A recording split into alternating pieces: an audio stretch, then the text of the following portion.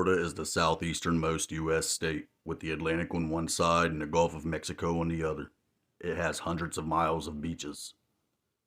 The city of Miami is known for its Latin American cultural influences and notable art scenes as well as its nightlife, especially in upscale South Beach. Don't be fooled though, even paradise can have a dark side. Number 5. Florida skunk ape. For centuries, almost every continent on Earth has passed down legends of hairy, ape-like bipedal creatures, including the Yeti, Sasquatch, and in Florida, the fabled skunk ape. South Florida sightings have been detailed in newspaper reports dating back decades. Some researchers, such as Dave Shaley, have dedicated their careers to searching for this smelly cryptid. A 1997 photograph taken by Dave Shaley seems to show an ape-like figure walking through the grass. Number 4. The Bloody Bucket Bridge. Wauchula is the county seat of Hardy County, just southeast of Tampa. It's also the cucumber capital of the world, apparently, but for our purposes, it's also home to the Bloody Bucket Bridge. The details on this eerie legend vary widely depending on the source. Apparently, around the time of the Civil War, a slave served as the town's midwife. Haunted by the memory of her own child being taken from her, she turned to smothering the baby she delivered, telling the parents they were stillborn. She would carry the remains in a bucket to a nearby bridge and dump the remains in the river.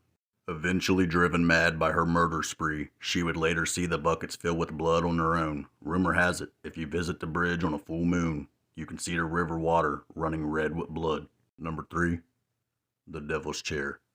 Cassadaga is known for two unusual things, being called the psychic capital of the world and for the Devil's Chair. Located in a small cemetery, the Devil's Chair is a wide brick bench that legend has it was built by the devil himself. Each night at midnight, the devil returns to lounge in his chair. Rumor has it that if you sit on it, he whispers evil ideas to you and you're forever haunted by the experience. Oh, and here's an even weirder legend, if that's possible.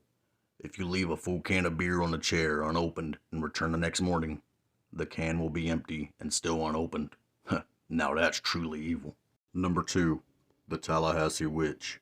In 1889, Elizabeth Bessie Bud Graham was buried in the Old City Cemetery in Tallahassee. The 23-year-old was a wife and mother, and yet her tombstone is among the elaborate in the cemetery. Could it be because she was a witch? That's the legend, though no historical reports link her with witchcraft. Among the clues, the grave faces west contrary to Christian tradition, and the tombstone contains an unusual epitaph adapted from Edgar Allan Poe's Lenore. Scholars of the occult say the passage inscribed on the tomb is full of subtle hints which specifically refers to witchcraft and that a witch can only be dead once she's killed twice. To this day, it's said that fellow witches often visit the grave to leave gifts for Bessie. Number 1.